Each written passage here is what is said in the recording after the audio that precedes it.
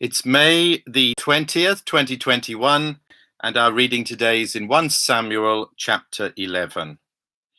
Nahash the Ammonite went up and besieged Jabesh Gilead. And all the men of Jabesh said to him, "Make a treaty with us, and we will be subject to you."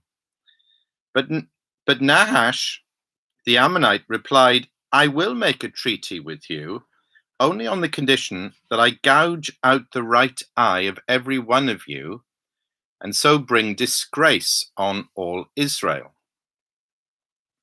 The elders of Jabesh said to him, "Give us 7 days so that we can send messengers throughout Israel.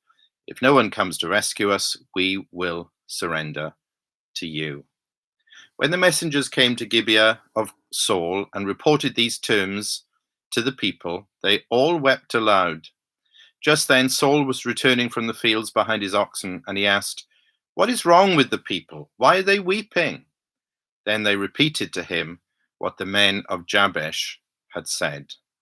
When Saul heard their words, the Spirit of God came upon him in power, and he burned with anger. He took a pair of oxen, cut them into pieces, and sent the pieces by messengers throughout Israel, proclaiming, "This is what will be done to the oxen of anyone who does not follow Saul and Samuel." Then the terror of the Lord fell on the people, and they turned out as one man. When Saul mustered them at Bezek, the men of Israel numbered 300,000, and the men of Judah 30,000. They told the messengers who had come, "Say to the men of Jabesh Gilead, by the time the sun is hot tomorrow, you will be delivered." When the messengers went and reported this to the men of Jabesh, they were elated. They said to the Ammonites, "Tomorrow we will surrender to you, and you can do to us whatever seems good to you." The next day, Saul separated his men into 3 divisions. During the last watch of the night, they broke into the camp of the Ammonites and slaughtered them until the heat of the day. Those who survived were scattered, so that no 2 of them were left together. The people then said to Samuel, "Who was it that asked, 'Shall Saul reign over us?' Bring these men to us, and we will put them to death." But Saul said, "No one shall be put to death today, for this day the Lord has rescued Israel." Then Samuel said to the people, "Come, let us go to Gilgal, and there reaffirm the kingship." So all the people went to Gilgal and confirmed Saul as king in the presence of the Lord.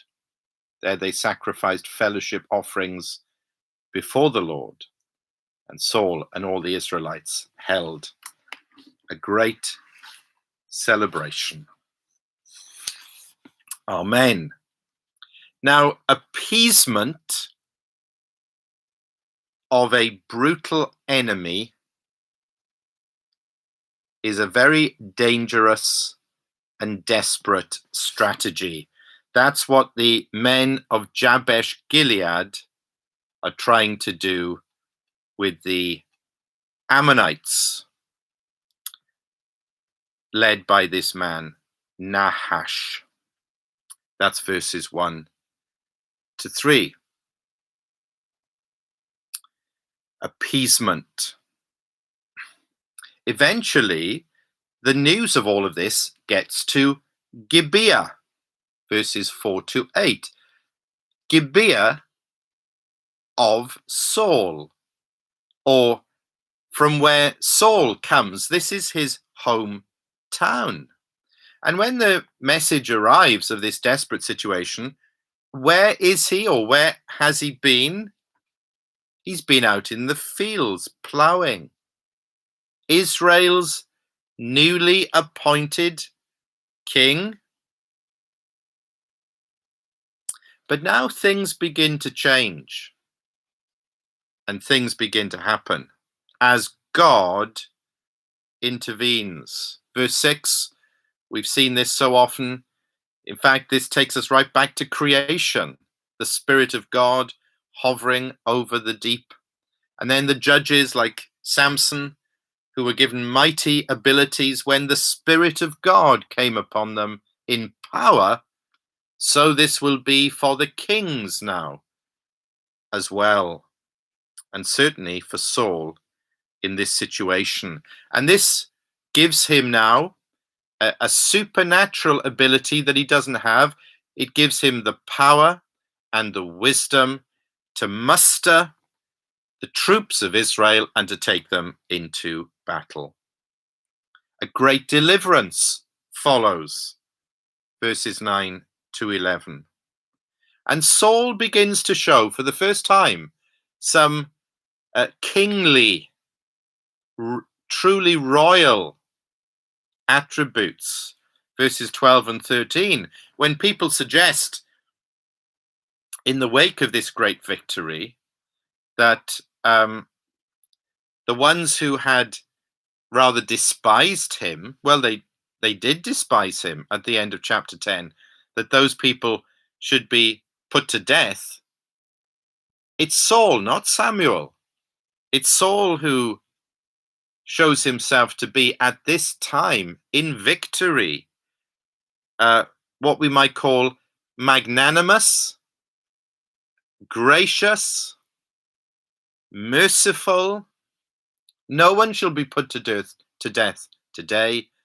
And even at this point, truly acknowledging that all of this has come from God.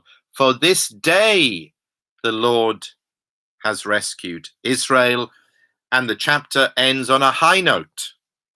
They have a great celebration to reaffirm the kingship. It would seem for a while that Saul was king. He'd gone back to the fields. He was plowing. He wasn't in a palace. He wasn't on a throne.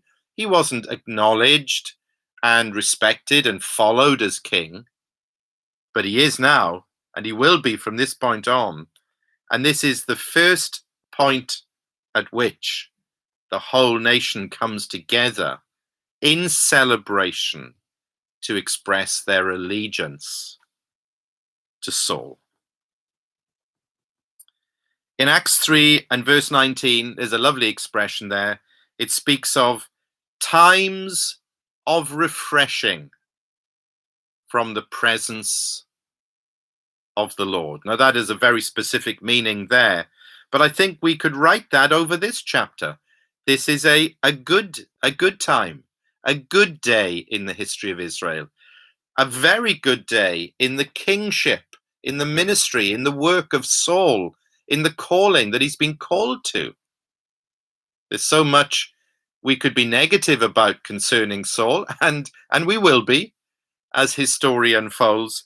But let's stop for a moment and acknowledge this good day, this blessed day, this time of refreshing. And in the mixture and the muddle, and sometimes even in the misery of life, there are such times, what the Bible calls times of refreshing, those special times when God breaks through.